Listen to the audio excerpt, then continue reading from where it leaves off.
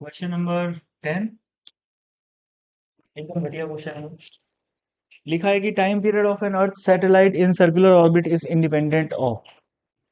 तो मास ही है इसका आंसर, क्योंकि टाइम पीरियड जो है वो केवल और केवल एक्सेलरेशन पे डिपेंड करता है, और एक्सेलरेशन ऑफ अ सैटेलाइट वो इंडिपेंडेंट होता है मास से।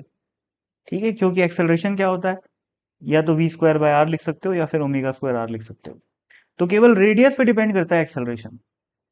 ठीक है, और वेलोसिटी वगैरह पे डिपेंड करता है, मास पे डिपेंड नहीं करता।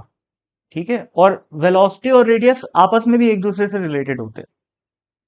ठीक है, तो अब वो कैसे रिलेटेड होते हैं उसका पूरी डिटेल में मैं नहीं जाऊंगा, पर इतना समझ लो कि मास से इंडिपेंडेंट होता है टाइम पीरियड, क्योंकि acceleration is independent of mass.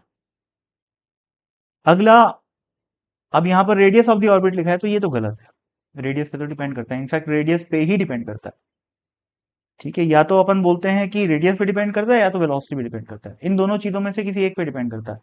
किसी एक पे क्यों, यहाँ पर आपको देख के लग रहा हो कि नहीं सर दोनों पे डिपेंड कर रहा है।